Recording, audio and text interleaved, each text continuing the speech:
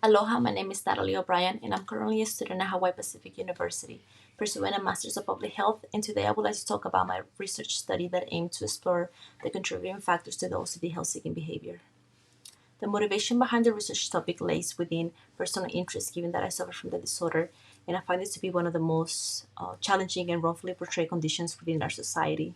Despite advances in research and treatment, a poor comprehensive understanding of OCD still remains, perpetuating the treatment gap for this debilitating disorder.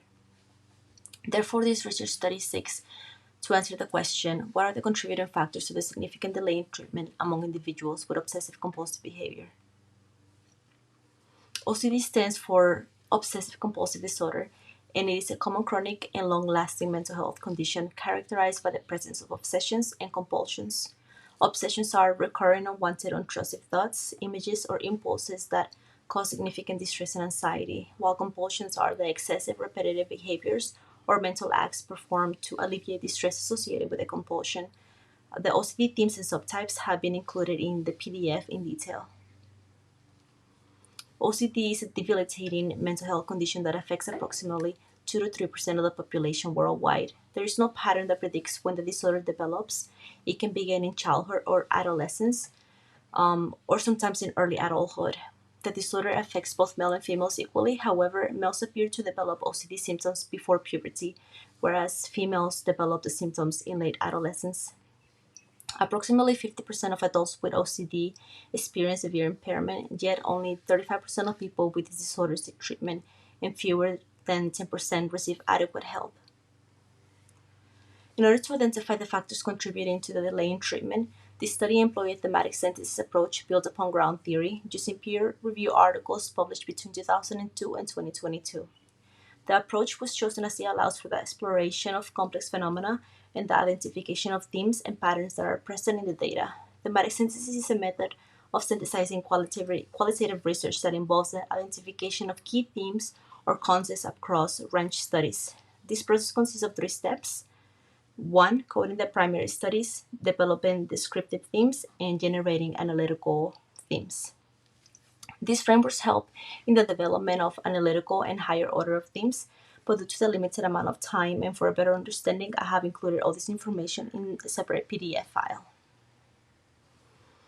The findings of this research indicate that individuals suffering from OCD typically take an average of 11 years from the onset of symptoms to seek professional help, plus an additional 3 years on average to receive adequate treatment, accounting for approximately 14 years to the duration of untreated psychosis. This study identified 3 main barriers that contribute to the delay in seeking and receiving adequate treatment for OCD. These were categorized as psychological, attitudinal, and programmatic barriers, along with predisposing, reinforcing, and enabling factors that encompass the OCD health-seeking dilemma. Psychological barriers refer to the internal characteristics that can influence an individual's psychological state or behavior, including personality traits, cognitive processes, previous experiences, and beliefs. The psychological barriers found in the study included a lack of awareness, self-stigmatization, and low self-efficacy, which negatively impact individuals' perceptions of their symptoms and willingness to seek help. The attitudinal barriers refer to the negative or resistant attitudes held by individuals towards a particular behavior or action. These include societal stigma, media portrayal, and family accommodation. Programmatic barriers refer to the external factors that hinder individuals from accessing or utilizing healthcare services. These barriers include poor clinical literacy, differences in medical environments, and poor quality of care. Once again, all this information, including analytical themes, categories, and descriptive themes, can be found in the attached PDF file. It is crucial to acknowledge that the factors contributing to the treatment delay among individuals with OCD are not isolated entities, but rather operate in a complex and interconnected manner that creates significant barriers to accessing and receiving appropriate treatment.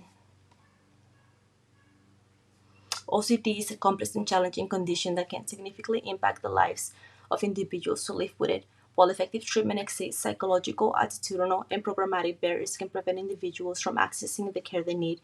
Addressing these barriers requires a comprehensive approach that includes greater awareness, education, advocacy efforts, improvements in clinical training, care protocols, and investment in resources and infrastructure to support effective treatment delivery.